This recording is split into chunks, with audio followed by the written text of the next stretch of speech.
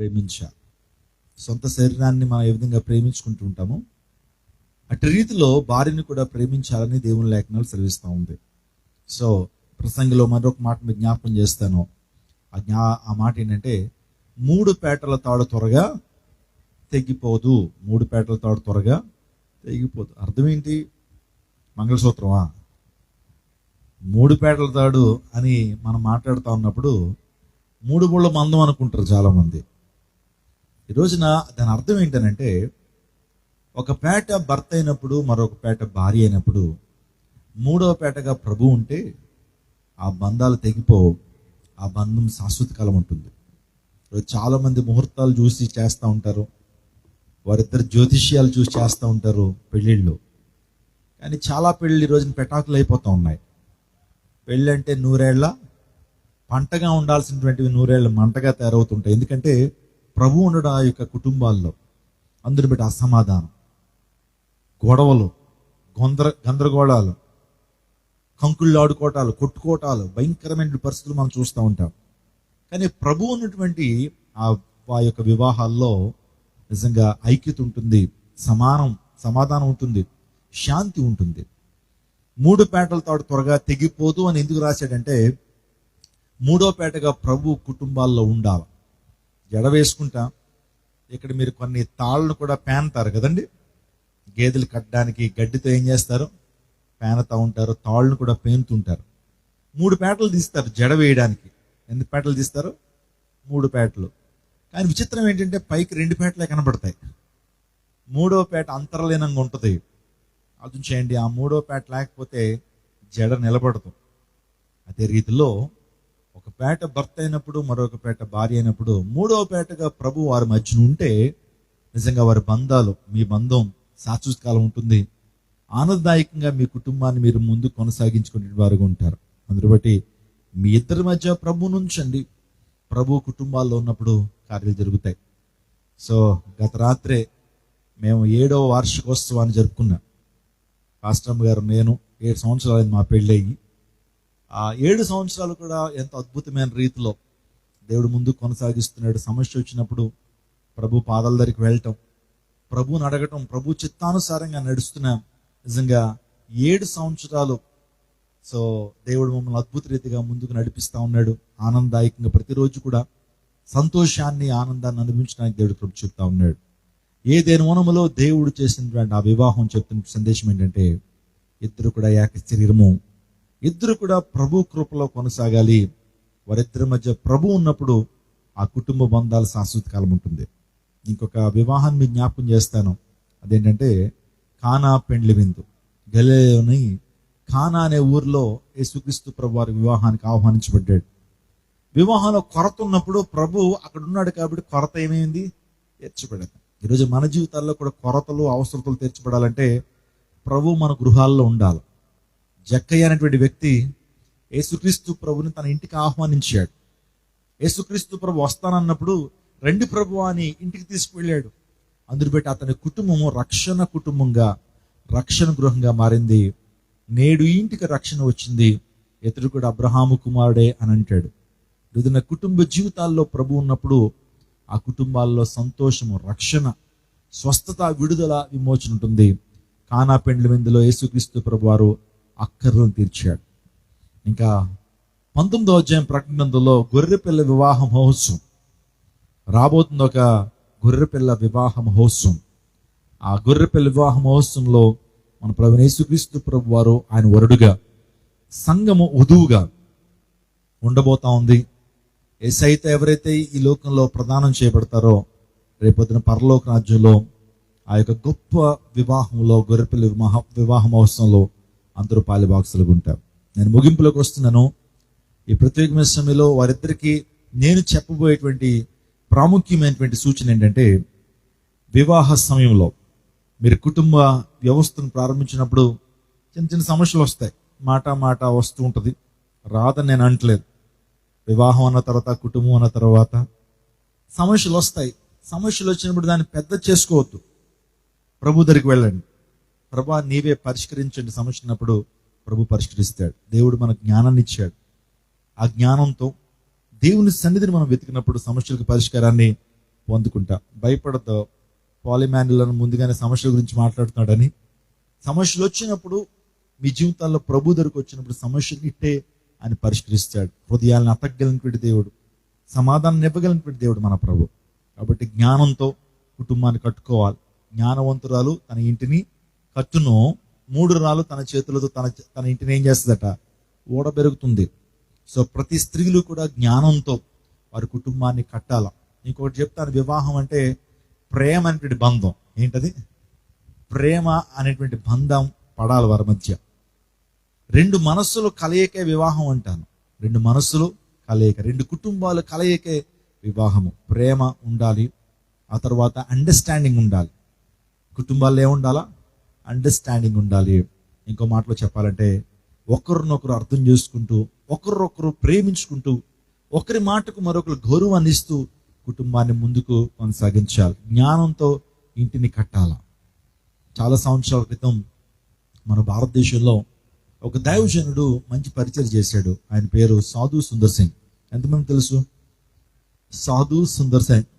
ఆయన సిక్కుల కులంలోంచి ఆయన రక్షించబడి రక్తసిక్తమైన పాదాలతో నిజంగా ఆ యొక్క టిబెట్ అనే ప్రాంతాలు, కొండ ప్రాంతాల్లో తిరిగి పరిచయం చేసినటువంటి గొప్ప దైవజనుడు సాధు సుందర్ సింగ్.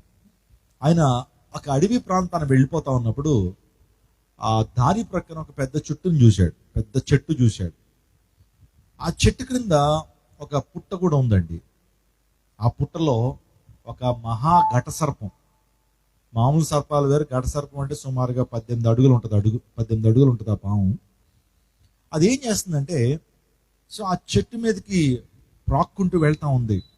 ఎందుకంటే చెట్టు పైన కొన్ని పక్షులు నివసిస్తున్నాయి. అవి ఎంతో కష్టపడి గూటిని ఏర్పాటు చేసుకుని అందులో పిల్లలను పొదుగుతూ నిజంగా ఆనందకరమైన జీవితాన్ని జీవిస్తూ ఉన్నప్పుడు ఈ యొక్క పాము ఏం చేస్తుందంటే ఆ గూట్లోకి వెళ్ళటం, ఆ పిల్లల్ని తినేయటం. ఒకరోజు అలాగే తీక్షణంగా చూస్తున్నప్పుడు పాము చాలా రౌద్రంతో వెళ్తుంది. ఆ పిల్లల్ని తినడానికి వెళ్తా ఉన్నప్పుడు ఆ తల్లి పక్షి తండ్రి పక్షి ఏం చేస్తున్నారంటే పోరాడుతున్నాయి. దేంతో? సర్పంతో పోరాడుతున్నాయి. పోరాటం చేయగలవా? పోరాటం చేసి గెలవగలవా? ఆ సర్పాన్ని అవి నివారించగలవా? లేకపోతే సర్పాన్ని ఆపగలవా? అవి ఆపలేవే. అటువంటి సందర్భంలో ఏం జరిగిందో తెలుసా? పోరాడుతున్నాయి. అది గూటి దాకా వచ్చేస్తా ఉన్న టైంలో మగపక్షి ఏం చేసిందంటే ఆ ప్రాంతాన్ని విడిచి బయటికి వెళ్ళిపోయిందండి. పోరాటం చేయకుండా, ఫైట్ చేయకుండా వెళ్ళిపోయింది అడవిలోకి. ఈ ఆడపక్షి మాత్రమే, తల్లి పక్షి మాత్రమే పోరాటం చేస్తుంది.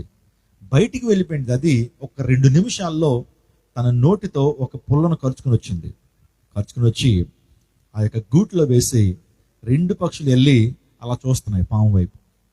ఇంక పోరాటం ఆపేసినాయి, ఆ ఫైట్ ఆపేసినాయి. వెళ్ళి ఒక కొమ్మ మీదకి వెళ్ళి అలా చూస్తుంది పాము ఏం చేస్తుంది అని చెప్పి. ఆ పాము కూడా ఒక ఇంత ఆశ్చర్యం కలిగి ఉండొచ్చు. ఇప్పటి వరకు పోరాడిని, ఇప్పుడు ఎందుకు పోరాడలేదని చెప్పి, నా యొక్క మార్గం ఇంకా బాగా సుగమైందని చెప్పి స్పీడ్గా వెళ్ళిపోయి ఆ గూట్లోకి వెళ్ళి ఆ పక్షి పిల్లలు తినేయాలని చెప్పి నోరు ఇలా తెరవగానే దానికి కరెంట్ షాక్ కొట్టినట్టు అనిపించిందండి. కరెంట్ షాక్ కొట్టగా మనం చేతిని ఇలా తీసేస్తాం కదా, దానికి కూడా గూట్లోకి తన నోటిని ఇలా పెద్ద నోటిని తెరిచి వెళ్ళి వాటిని తినడానికి వెళ్ళినప్పుడు కరెంట్ షాక్ కొట్టినట్టు బయటకు వచ్చింది. ఎందుకంటే ఆ తండ్రి పక్షి, అందులో ఒక పక్షి ఏం చేస్తుందంటే దానికి అర్థమైంది, ఈ యొక్క ఘట సర్పంతో మేము ఇంక పోరాడలేము, మా శక్తి చాలదు, మా బలము చాలదు. మరి ఏం చేయాలా? ఈ యొక్క ఘట సర్ప బారి నుంచి నన్ను నా పిల్లల్ని రక్షించుకోవాలంటే ఏదన్నా ఆలోచన చేయాలి, ఏదన్నా దీనికి విరుగుడు ఏదన్నా చేయాలని చెప్పి పాముకి విరుగుడు అనేటువంటి తెల్లవేసర తీసుకొచ్చిందండి. మీకు తెలుసు పల్లెటూరులో పాముకి విరుగుడు ఏంటంటే తెల్లవేసర. చాలా మంది ఇళ్లలో కూడా పెట్టుకుంటారు తెల్లవేసర. అది ఉంటే గనక ఆ వాసనకి ఏం రాదు, పాము రాదని చెప్తారు. నిజంగా ఆ జీవం ఆత్మ లేనటువంటి ఆ చిన్న పక్షి ఎంతో జ్ఞానంతో బయట నుంచి ఒక తెల్లవేసర పొల తీసుకొచ్చి గూట్లో వేసి అది చోద్యం చూస్తా ఉన్నట్లుగా చూస్తా ఉంది. నిజంగా ఆ సాధు సుందర్ సింగ్ గారి యొక్క ఘటన చూసి చాలా ఆశ్చర్యపోయాడండి. ఏంటి తెలుసా? ఆత్మలైనటువంటి చిన్న ప్రాణులు అవే జ్ఞానంతో తన ఇంటిని ఏం చేసుకున్నాయి? కాపాడుకున్నాయి. తన ఇంటిని, తన బిడ్డల్ని కాపాడుకున్నాయి. నిజంగా ఆ పక్షుల నుంచి మనం ఎంత శ్రేష్టమైన పాఠాలు నేర్చుకోవాలి. దేవుడు మనకి మంచి జీవితాలు ఇచ్చాడు, కుటుంబాలు ఇచ్చాడు, సంఘాలను ఇచ్చాడు, వాక్యాన్ని ఇచ్చాడు. కుటుంబాల్ని మనం జ్ఞానయుక్తంగా ముందుకు నడిపించొద్దా? కుటుంబాన్ని జ్ఞానయుక్తంగా ముందుకు నడిపించాలి. ఏమండి, గొడవలు ఆడుకుంటూ వెళ్తే దానికి ఫుల్ స్టాప్ అనేటువంటిది ఉండదు. దానికి ఎక్కడొక ఫుల్ స్టాప్ పెట్టాలి. దేవుని యొక్క మాటకు విధేయత చూపించాలి. కుటుంబాలని కట్టాలి. స్తోత్రం చెప్పండి, హల్లెలూయా. అందరు బట్టి ఈరోజు విడాకులు పెరిగిపోతున్నాయి రోజు రోజుకి. ఏమండి, పెళ్లి చేసుకుంటున్నారు, మళ్ళీ విడాకుల దాకా వెళ్తా ఉన్నారు. నిజంగా దేవుడు విడాకుల్ని ఆయన ఎంకరేజ్ చేసేటువంటి వాడు కాదు. ఈ రోజున దేవుడు జతపరిచిన వీరు వేరు చేయబడకూడదు. మిమ్మల్ని ఏ ఒక్కరు కూడా వేరు పరచకూడదు. అది దేవుని యొక్క చిత్తం. అందులో బట్టి మీ జీవితాల్లో జ్ఞానయుక్తంగా మీ కుటుంబాన్ని నడిపించండి. బ్రదర్ రమేష్ తను ఎంతో కాలం నుంచి మాకు పరిచయం. ఆ పరిచయమే ఈ ప్రాంతాన్ని తీసుకొచ్చింది. చాలా నమ్మకమైన యవనస్తుడు, పరిశుద్ధమైనటువంటి జీవితాన్ని జీవించిన వాడు. దేవుని సేవ పట్ల మంచి నమ్మకత్వము, పరిచర్య పట్ల ఆ భారం. ఏమండి, చాలా మంది మనం పిలుస్తూ ఉంటారు. అన్ని వివాహాలకి మేము ఆహ్వానించబడదా, కానీ కొన్ని వివాహాలకే మేము వస్తూ ఉంటాం. ఎందుకంటే ఆ వ్యక్తుల యొక్క ప్రవర్తన, వారు చేసిన పరిచర్య, వారి యొక్క భక్తి విధానాన్ని బట్టి ఎక్కడ విజయవాడ, ఎక్కడ ఈ ప్రాంతాన్ని తీసుకొచ్చింది మమ్మల్ని. అందరు బట్టి రమేష్ని బట్టి నేను మంచి సాక్ష్యాన్ని ఇస్తున్నాను. సో దేవుని యొక్క కృపలో ఎదిగినటువంటి వాడు, రక్షణ, మారు మనసు అనుభవం కలిగినటువంటి వాడు. తన వివాహంలో సో మేము కూడా ఉండటం నాకు చాలా ఆనందాన్ని కలుగు చేస్తూ ఉంది. దేవుడు వారిద్దరిని ప్రత్యేక దీవించాలని, ఆశీర్వదించాలని, అనేక మందికి దీవెనకరంగా ఉండాలని మనసారా కోరుకుంటున్నాను. ఒక అబ్రహాం శారా వలె, ఇస్సాకు రెబ్కా వలె, ఒక అకులా ప్రిసిల్లా వలె మీరు దేవుని కృపలో వర్ధిల్లాలని నేను కోరుతా ఉన్నాను. మీ ఇద్దరికి ఒకే మాట చెప్తున్నాను, నీ భార్యని నీవు సొంత శరీరం వలె ప్రేమించాలి. సొంత శరీరం. నీ పేరేంటంటే ఇంకా ప్రేమ అనే పేరు నువ్వు పెట్టుకోవాలి. నీ పేరు విధేయతమ్మ అని పేరు పెట్టుకోవాలి. నువ్వు అంటే నీ భర్తకు విధేయరాలుగా ఉండాలి, లోబడి జీవించాలి. ఎఫెసీయులకు రాసిన పత్రికలో చాలా విషయాలు ఉన్నాయి. వివాహం సందేశాలు చాలా మీరు విని ఉంటారు, కానీ నేను ఎక్కువ సమయం మాట్లాడలేదు. ఇంకా చాలా వివాహ కార్యక్రమం చేసేటువంటి వారు ఉన్నారు. సో వివాహ కార్యక్రమానికి వెళ్దాం. దేవుడు మేము ప్రత్యేక దీవించును గాక. మీకు కూడా చెప్తున్నటువంటిది ఏంటంటే, సమస్యలు వచ్చినప్పుడు ప్రభు చేతికి అప్పగించిన సమస్యలు మీ జీవితంలో దేవుడు గొప్ప కార్యం జరిగిస్తాడు. సో మీ జీవితాల్లో కూడా భార్య ఎలా ఉండాలో దేవుని వాక్యం చాలా విషయాలు చెప్పింది. సామెతల గ్రంథం బాగా చదవండి. గుణవతి అయిన భార్య ఎలా ఉంటుందో. సందర్భంలో గుణవతి అయిన భార్య దొరుకుట అరుదు, అటుది ముత్యము కంటే అమూల్యమైనది. భార్య దొరికిన వారికి మేలు దొరికెను అని రాయబడితే, ఒక ఆయన తేలు దొరికినని చదివాడట. ముందు చదివిస్తారు కదండి. భార్య దొరికిన వారికి ఏం దొరుకుతుంది? మేలు దొరికింది అని దేవుని లేకపోతే ఆయన ఏం చదివాడు? తేలు దొరుకును. తేలు చూసారా మీరు? ఈ ప్రాంతంలో ఎర్ర తేళ్లు ఉంటాయా, నల్ల తేళ్లు ఉంటాయా? రెండు ఉంటాయట. ఎవరన్నా కుట్టిందా ఎప్పుడైనా? ఓకే, కుడితే ఎలా ఉంటుంది? 24 గంటలు భయంకరమైన నొప్పి అండి. కదలదో మెదలదు, ఒక్కసారి ఒడ్డేస్తుంది అంతే. అది తేలు 24 గంటలు గెంతులు వేయాల. కొంతమంది స్త్రీలు ఉంటారో వారు నిజంగా తేలుల్లాగే ఉంటారు. కదలరు మెదలరు, కానీ ఒక్కటి ఒడ్డిస్తారు అంతే. ఏమంటే కుటుంబాలు ఏమవుతుంటాయి? పతనం అవుతుంటాయి. పాపం భర్త చాలా శోక సముద్రంలోకి వెళ్ళిపోతూ ఉంటాడు. కుటుంబాన్ని నాశనం చేసేటువంటి స్త్రీలు. ఇంకొక ఆయన చదివాడట, భార్య దొరికిన వారికి మేలు దొరికిన ఉంటే భార్య దొరికిన వారికి మేకు దొరికినట్టు చదివాడట ఆయన. అంటే చిన్న చిన్న అక్షరాలు తేడా అనమాట. ఒక ఆయన తేలు, ఇంకొక ఆయన మేకు అని చదివాడు. కొంతమంది మేకుల్లాగే ఉంటారు. మేకు ఏం చేస్తుంది? ఏమంటే గుచ్చుతుంది కదా. కొంతమంది గుర్చేటువంటి వారుగా. పురుషులకు తెలుసు పాపం, రోడ్డు మీద చాలా సీరియస్గా వెళ్ళిపోతున్నప్పుడు ఎవడో రోడ్డు మీద మేకు పాడేస్తాడు, బండికి పంక్చర్ అయిపోద్ది, ఆ రోజంతా అక్కడే ఉంటాడు. మేకులా ఉండకూడదు. అమ్మ ఎలా ఉండాలా? అమ్మ ఎలా ఉండాలా? మేలులా ఉండాలి, మేకులా ఉండకూడదు. మేలులా ఉండాలి, కానీ తేలుగా ఉండటానికి వీల్లేదు. పురుషులు కూడా. సో ఎంతో దేవుడికి ఇచ్చినటువంటి భార్యను బట్టి ప్రతిరోజు నువ్వు సంతోషించాలి, ఆనందించాలి. ఆమె అందే నువ్వు సంతోషించాలి. ఓకే, సో ఇది బైబిల్ చెప్తున్నటువంటి అద్భుతమైన సత్యం. సో ప్రతి భర్తకు సొంత భార్య ఉండాలా, ప్రతి భార్యకి సొంత భర్త ఉండాలి. అద్దె భార్యలు, అద్దె భర్తలు ఉండటానికి వీల్లేదు. అది బైబిల్ సపోర్ట్ చేయట్లేదు. అందుకే మీ జీవితాల్లో మీరు ఆనందదాయకమైనటువంటి దేవుని కృపలో ఎదిగేటువంటి కుటుంబ జీవితాన్ని మీరు జీవించాలా. ఒకరినొకరు నమ్మకత్వం ఏంటి, ఇద్దరి మధ్య ఏమి ఉండాలా? నేను చెప్పాను, ఒకటి లవ్, రెండోది సిన్సియారిటీ, మూడోదిగా అండర్స్టాండింగ్. ఒకరినొకరు నమ్మకం, ఒకరినొకరు నమ్మాల. అనుమానం కానీ ఇంకా వేరే పెట్టుకోవడానికి వీల్లేదు. నమ్మకత్వం మీదే కుటుంబం జీవితం అనేది ఆధారపడుతుంది. మీకు వాక్యం చాలా విషయాలు తెలుసు కాబట్టి నేను ఇంకా చాలా విషయాలు విశదీకరంగా నేను మాట్లాడట్లేదు. కాబట్టి వివాహానికి వచ్చిన మీరందరూ కూడా దేవుని వాక్యం మీద మీ కుటుంబాన్ని కట్టుకోనండి. విధేయత కలిగి జీవించాలి. ప్రతి భార్యలు కూడా ఏంటి, భర్త మాటకు విధేయత చూపించాలి. నీ భర్త నీకంటే తక్కువే చదువుకుని ఉండొచ్చు, నీ భర్త నీకంటే కలర్లో తక్కువే ఉండొచ్చు, హైట్లో తక్కువే ఉండొచ్చు, కానీ ప్రతి భార్య కూడా భర్తను ఏం చేయాలా? భర్తను ప్రేమించాలి, విధేయత చూపించాలి. భారతదేశాన్ని 200 సంవత్సరాలు పరిపాలన చేసినటువంటి వారు బ్రిటిష్ సామ్రాజ్యం. ప్రపంచాన్ని పరిపాలన చేశారు. రవి అస్తమించని బ్రిటిష్ సామ్రాజ్యం అని పిలుస్తారు. అందరినీ జయించారండి వాళ్ళు. వాళ్ళలో ఎవరంటే రాణులే పరిపాలన చేశారు. క్వీన్స్, రాజులు కాదు, క్వీన్స్ని పరిపాలన చేశారు.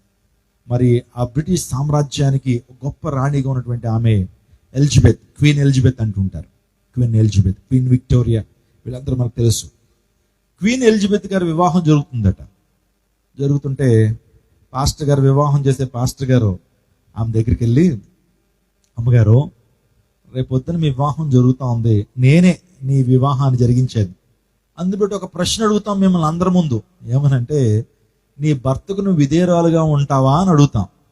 అప్పుడు నువ్వేం చెప్పాలంటే, నా భర్తకు నేను విధేయురాలుగా ఉంటాను, నేను సమ్మతిస్తున్నాను అని ప్రమాణాలు చెప్పాలి.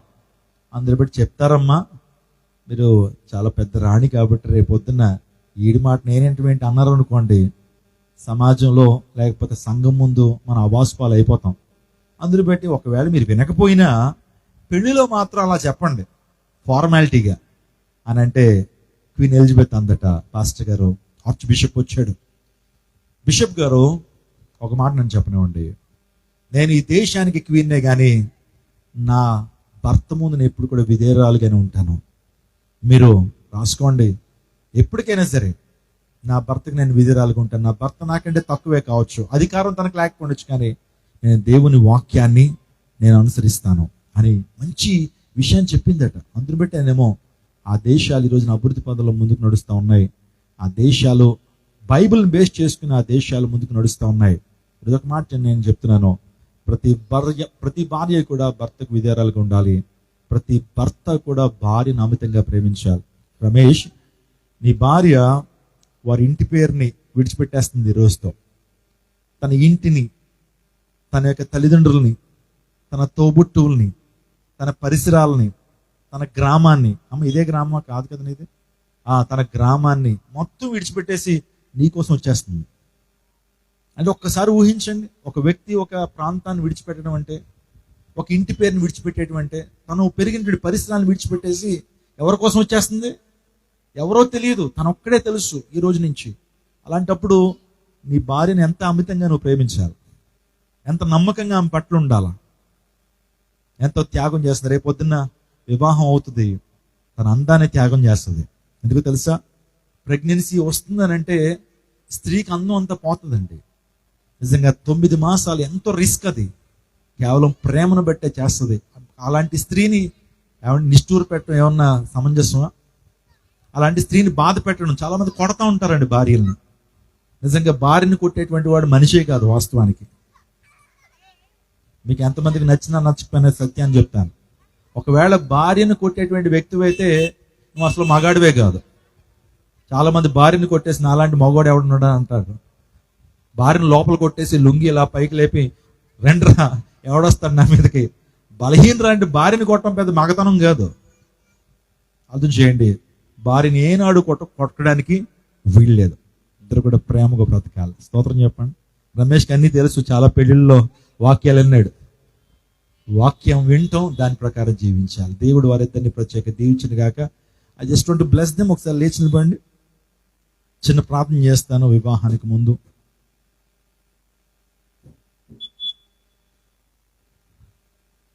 పరిశుద్ధుడా, ప్రేమాస్వరూపిణి కొందనాలు తండ్రి.